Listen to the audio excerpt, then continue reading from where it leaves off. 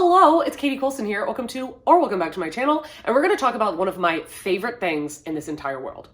Audiobooks. Now, audiobooks has really transformed the life of reading for me. When I was in elementary school and middle school, I read voraciously. And then when I got into high school, I fell out of love with reading because of all the reading I had to do for school.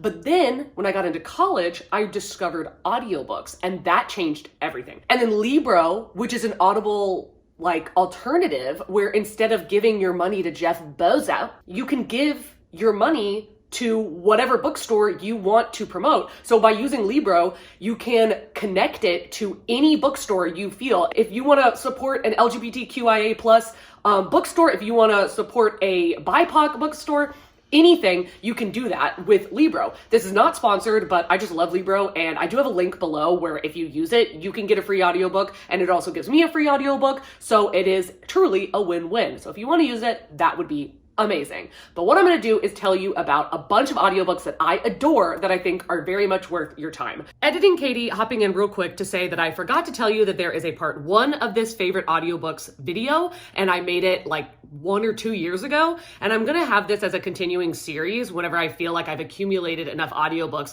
that I would really recommend. So I'm not going to be mentioning any of the ones that I talked about in the first video. I'll have it linked up above if you're curious, because I still hold very strongly to those recommendations. Okay, now let's get into part 2 of the favorite audiobooks. Let's get into the first category, which is accents or just the narrator's voice in general. And the first one I have is R.C. Bray, who narrates Craig DeLuey's Suffer the Children. Now, this is kind of like Pet Sematary-esque, where across the world, everybody's kids that are under puberty die. Just like that. They just hit the ground dead. And you follow that grief, but then a couple days later, they all start reawakening as vampires, basically, but the parents have to give them blood for them to stay animated. And you are following what these parents will do to save their children. And R.C. Bray's voice, he doesn't have an accent, but his voice is so gravelly and it's so good. And his voice is just melodic. And number 2 is Big Little Lies by Leanne Moriarty, and it is narrated by Caroline Lee. And I know that some people don't like this audiobook because the accent is so intense. It's Australian, but I love it. I think it's hysterical. But this is about a group of moms in this tiny, just really amazing, quaint Australian town, and one of them dies. And you're kind of following both timelines of them being interrogated by the police and then also leading up to how this ended up happening. I loved this audiobook. I thought it was so fun, so funny, and then also at the end, so insane. Plot twists, but then also small town gossip. It's a great time. The Deanna Raybourne's Veronica Speedwell series, the first of which being A Curious Beginning, but I adore this series. It's kind of a cozy mystery where it really follows Veronica and Stoker and their romantic / intellectual / mysterious cohort fiendish relationship. It's just so weird and funny, but I really adore it, and I love the way that she animates Veronica and Stoker. It's just really good. I'm not going to get into what it's about because each book is a different mystery, but I have suggested it many times and I will continue to do so, and I definitely recommend the audiobooks for this series. Another series where I adore the voice is Roy Dotrice, and he narrates the A Song of Ice and Fire series by George R. R. Martin, and he keeps this giant leather-bound notebook of all of the different characters because we have an insane long list of characters, and he keeps notes of the voices he uses for each one, and he has a different voice for each character. I physically read the first 2 books and then listened to 3 through 5, and I would suggest the audiobooks because they are insanely long books and it's really hard to get through them physically. It's kind of too much to ask of yourself to physically read all 5 of them, especially back to back. You might get burnout and not finish. I'm not going to get into what a Game of Thrones is about because, it's a Game of Thrones. And then we have another British series in which, don't we all just love British accents? And in this case, it is Richard Osman's The Thursday Murder Club series. This is narrated by Leslie Manville, and she just brings such a life to these characters, and they're so fun and funny, and they're all elderly characters who are at this retirement facility, and every Thursday they meet in the puzzle room to try and solve cold cases. And it is so much fun. The main characters are just the most hilarious group, and she gives all of the main characters such a distinct voice. And I would really suggest the audiobook, though I will say that in the physical book, the chapters are very short, which is awesome. But even with that, like, the audiobook is just so much better. This one is my guilty pleasure. Okay, I've listened to the audiobook 3 times, and it's Carry On by Rainbow Rowell. This is literally a Harry Potter fanfiction. If Draco and Harry got together, but Draco was a vampire and Harry was a wizard. And it's just so cozy. It's just whimsical and cozy and cute and gay, and I just love it. I'm sorry, I will not be answering any questions at this time. The Girl with All the Gifts by M.R. Carey, and it is narrated by Fenty Williams. This virus kind of goes around that's like making people zombies, but these kids are zombies, but they're being held in these like chairs, like these mechanical chairs, and being taught lessons by a human because they can learn and they can kind of be human-like as long as they're strapped down. And if they're not strapped down, then they'll try to eat the teacher.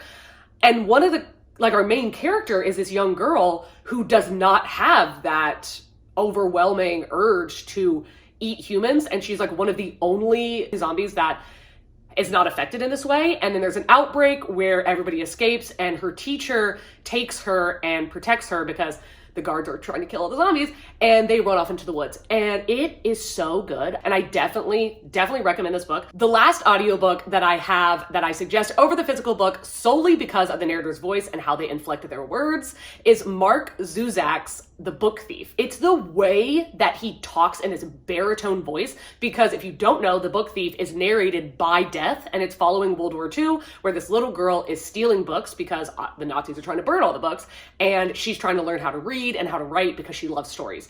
And Death is following her story and watching her and all the times that she's kind of come close to dying and the people that have died around her. And the way that Death, trying not to feel things because he's witnessing so much death in this war, and having Death be the narrator is just so freaking entertaining. It's a classic. It is so good. And I know the physical book is awesome as well, but the audiobook just hits different. The next category is going to be books that are narrated by the author. Now, I highly suggest, if you are going to read a memoir or a self-help or nonfiction and it's narrated by the author, please listen to the audiobook.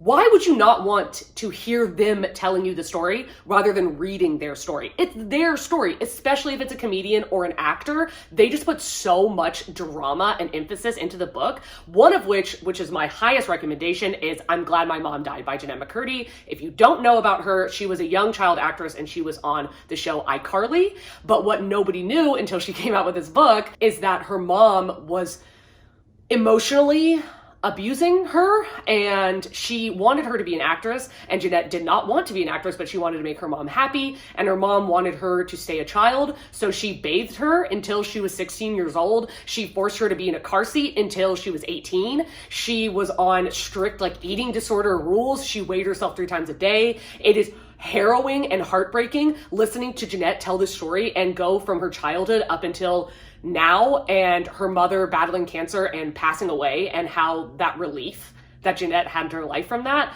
It is so good. I will tell you there are a lot of trigger warnings, so don't go into it lightly, but if you can handle it, I would highly suggest it. Know My Name by Chanel Miller. This is narrated by Chanel Miller. She was the Jane Doe in the Brock Turner sexual assault case that happened on campus, and her writing is so good. Oh my God, can she write? Can she write a book? Oh, it will bring you to tears. It will bring you to tears. She wanted to write this book because she went by Jane Doe during the entire trial, and then she gave this really groundbreaking speech that a bunch of people, like, it went on BuzzFeed, it went around the world, but it was like a huge deal. And she was like, I want the world to know my name. I don't want to be Jane Doe. I'm Chanel Miller. I made an impact, and I want Chanel Miller to make an impact, not just some random girl who got essayed. Like, that's not who I am, you know? I'm not a victim. I want to be a hero. So it's really impactful, and again, stunningly written,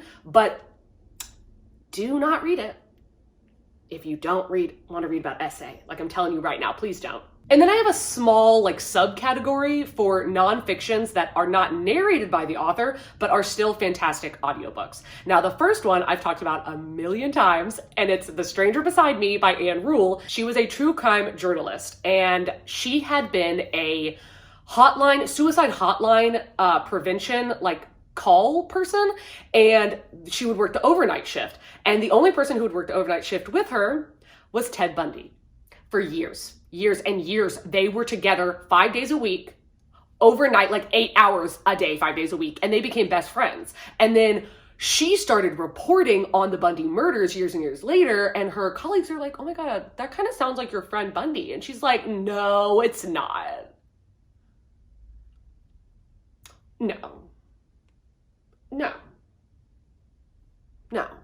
there's no way. I mean, Bundy, you didn't do that, right? Okay, cool, he said he didn't do it, but he definitely did it, okay. And it's so interesting watching her put the pieces together and then be in denial and want to still be there for him because they were such good friends, and having to come to terms with what he did, and then also keeping in contact with him during the trial and during him escaping, and also going and visiting him in jail, and then being there when he was executed. Like, it's so wild, and I highly recommend that audiobook. Next, we're gonna do the most exciting, which is full cast, but also I'm gonna start with, it's not full cast, but you'll swear it is because of how amazing these narrators are. The first of which being Anxious People by Frederick Bachman, and it's about a group of people who are being held hostage after a bank robbery, but then the bank robber hostage taker like disappears, and all of them are like, we have no idea where they went.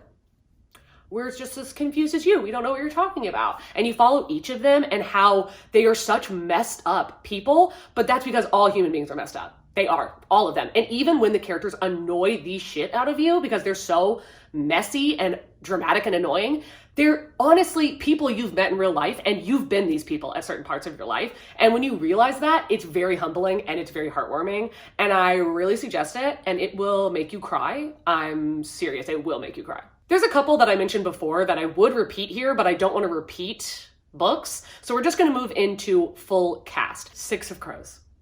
Six of Crows by Leigh Bardugo. One of the greatest books ever written, hands down, point blank. It's so freaking good. Now, one thing I will say about this. Matthias, his narrator, no. Didn't like that. Everybody else, amazing. I'm not going to tell you what Six of Crows is about, because if you don't know what it's about, how did you find this channel? How High We Go in the Dark by Sequoia Nagamatsu. This is a short story collection that is a sci-fi dystopia. The very real possibility in the future of when they're doing mining into the earth in like the Arctic, there is a fear that something that they are going to thaw out is going to be a virus in which humanity has long since not come in contact with and no longer has immunity for, and we will be wiped out, or it will wipe out a large part of the human race. And that is the beginning of the story, is them finding a disease, and it starts killing everyone, basically. And you are following in these different stories how science has changed and molded for this pandemic. I've never liked a short story collection before, and I gave this 5 stars. The End of Men by Christina Sweeney Baird, but this is set in, again, a pandemic situation where it's only affecting men. And you get to see the grief of women who are losing their fathers, their husbands, their sons, and trying their best to keep them safe, and how they're dealing with that, and how women are becoming 75% of the population, and how that affects all of the jobs, and lawyers and doctors and trash collectors and Congress and everything like that. And it is really interesting to see how different the world would be if women were the ones at the forefront. True Crime Story by Joseph Knox. I just read this very recently and I freaking loved it. I was on the edge of my seat with these plot twists. And this is a guy and a girl trying to solve a cold case that nobody cares about because it's just about a missing girl. It's not about a body that's been found or anything like that. And the guy doesn't think anybody's ever going to care. And the girl is like, I care about this girl. I want to find her. So it's very, oh my gosh, so convoluted. There's so many red herrings, but it's so good. Like, I do not know if the physical book is good because I'm never going to find out because the audiobook is fantastic. The next category is for the thrills, and basically the act of I don't want to spoil myself by accidentally skimming or catching sight of words, like for a thriller or a mystery. And the biggest one I would say is Gone Girl by Gillian Flynn. Now, I've read this book 3 times. I have physically read it twice, and I have listened to the audiobook once, and all of them are absolutely amazing experiences. I'm not saying not to read it physically, but I listened to the audiobook the first time, and I'm so glad I did because the plot twists blew my mind. Blew my mind. And I know that my eyes would have been roaming on the page if I'd been physically reading it because I was so desperate to find out what happened. Again, we're not going to go into what Gone Girl is about because I don't want to spoil it. And if I say anything, I will spoil it. And even if you know what happens, I would still suggest reading it because it is a damn good book. And For Your Own Good is like academic, where it's this teacher who tries to give lessons to kids that he thinks are like uptight or adults that he thinks are not living the way that he thinks they should. And he puts this like laxative in this teacher's tea, but then she dies and he's like, did I do that? That was so easy. Oh my God. So then he's like kind of contemplating becoming a killer. It's so funny. It's so funny. It's so good. And then the other one, My Lovely Wife, is about a couple who murders together. Yeah. The couple that murders together stays together. And when I tell you, Samantha Downing, literally, there's not a flop in the bunch. All of her books have been fantastic, but the audiobooks are so good because you will be gasping. Like, what did they just say? Are you kidding me? Like, if you're willing to read a comedic fun time of a thriller, then I really think you would love her. And the last one in this category is The Last House on Needless Street by Catriona Ward. This is one where I was waiting in my car to go into the grocery store for half an hour because I had to keep listening to this book. My jaw was on the freaking floor. And I am so glad I listened to the audiobook. One, because the narrator dramatizes the experience in such an amazing way, but also because I know damn well I would have been skimming because I wanted to know what was happening. And I cannot describe this book because I will inevitably spoil something. I'm sorry. If you want to look up what it's about, but if not, just go into it blind because, ooh, it's crazy. The last category is for audiobooks that are so cinematic that you can picture them in your head. You do not need to be physically reading. You can put your headphones in and close your eyes and experience this book. And I've tried a couple of these to physically read them and did not get the same visual experience. So I highly suggest the audiobook. The first of which is The Themis Files by Sylvain Nouvelle. The first one being Sleeping Giants and the second being Waking Gods. These are absolutely phenomenal. They are sci-fi, thriller, fast-paced about basically these hands and different body parts of giant robots are surfacing from under the earth around the world. And we're following a team who is trying to figure out how this happened. Was it brought there by aliens? If it is brought by aliens, how did they contact them? And it's done in like an interrogation kind of format. None of it is like prose. All of it is dialogue. So that's why I think you should definitely listen to the audiobook. And again, it is dramatized and there are sound effects. So why would you physically read it? Probably my favorite in this category is Stephen King's Dolores Claiborne. This is about a woman who is sitting in a police interrogation telling a story about a crime. That's the entire thing. Her talking about this crime, the whole book. And it's amazing. It's amazing because when she backs her chair up, when she gets a glass of water, you hear all of that. You hear the chair moving. You hear the water being poured into the glass. You hear her sipping it. It is so immersive that you feel like she's in the room telling you the story. What it felt like to me when I was listening to it was that I was watching a documentary on my phone and I just wasn't looking at it. That it was playing and I was just listening to it. Like, why doesn't every audiobook do this? The Hollow Places by T. Kingfisher. I love the narrator's voice. Love. So freaking good. Oh my God. It's just gravelly and just so amazing. And I just felt like that narrator's voice really fit the main character and really brought such life and humor and just grittiness to the book. And I freaking loved it. And it's about this woman who she goes to her uncle's like museum of curiosities and she finds a hole in the wall.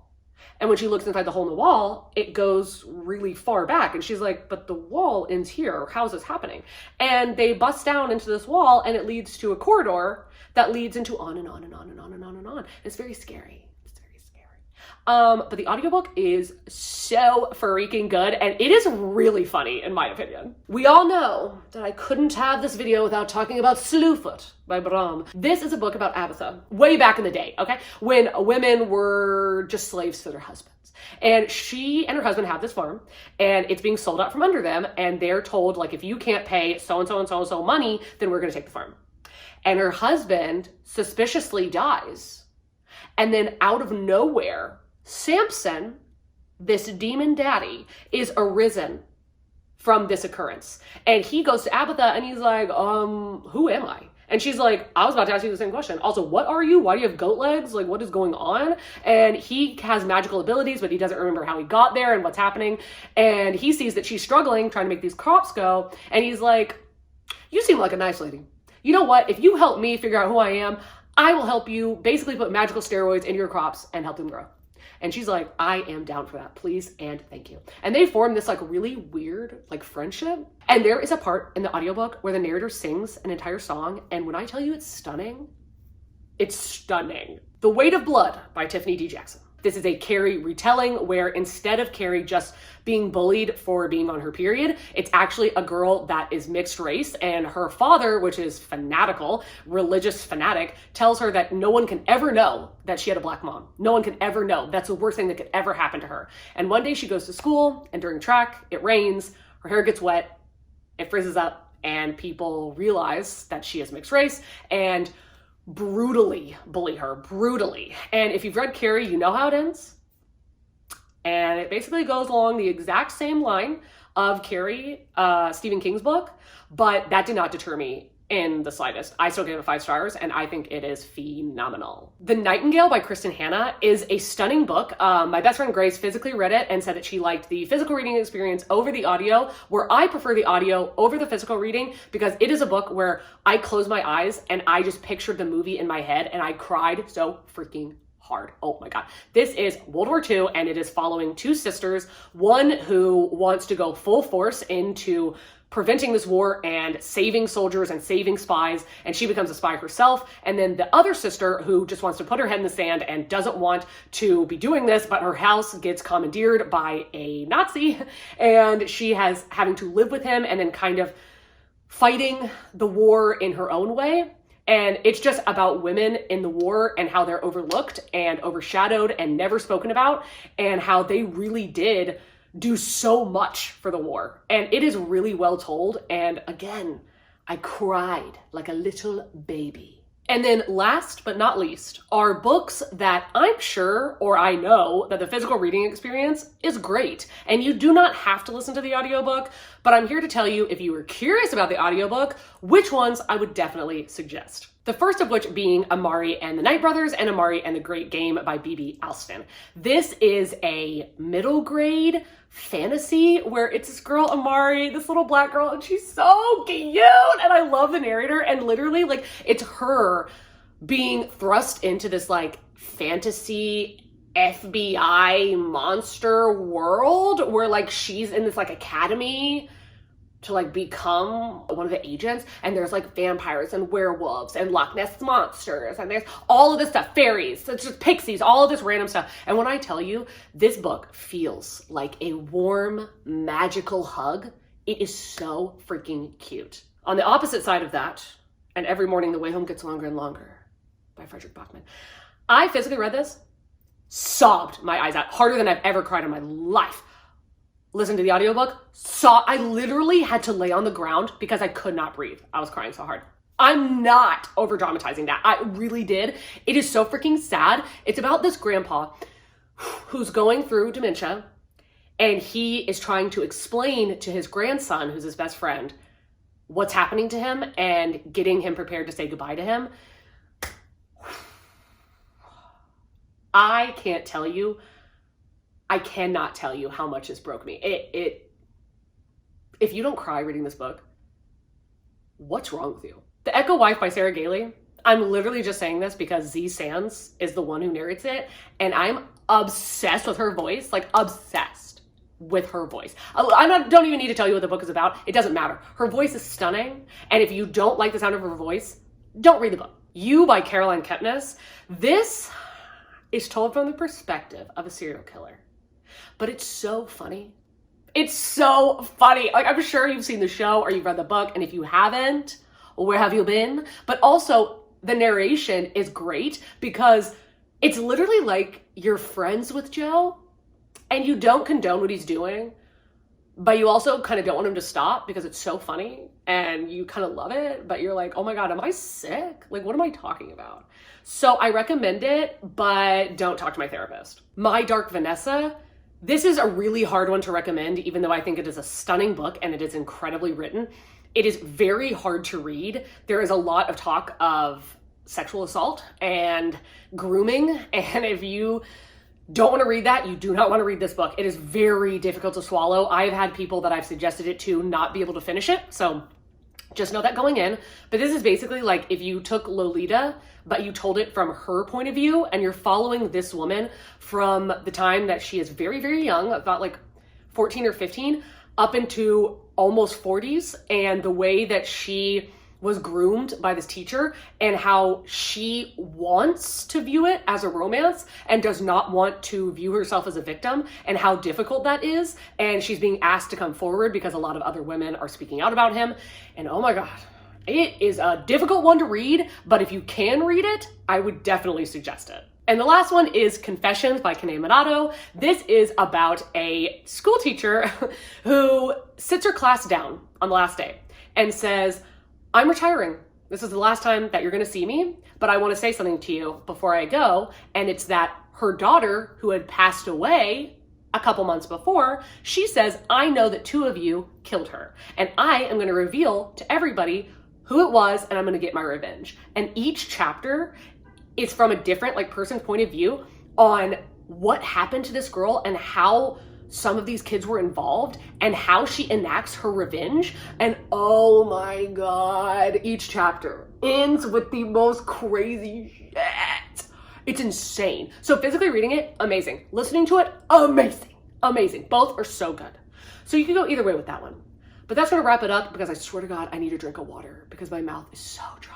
But if you've gotten this far into the video, leave the headphones emoji. That'll let me know that you are a real one and you stuck around to the very end. If you want to follow me on Patreon, you always could. We do a lot of reading over there and a lot of reading sprints. And also, if you have any audiobooks that you think that I would love based on the list that I just gave, please leave that down below as well. My Goodreads and my Instagram are also going to be linked down below if you feel so inclined to follow me on any other platform. Thank you so much for watching. I hope you got some amazing recommendations out of this video, and I also hope that you are having an amazing day, evening, night, dusk, dawn, whatever it is you're having in whatever part of the world you are currently having it in. And I will see you in a video coming very soon. Bye.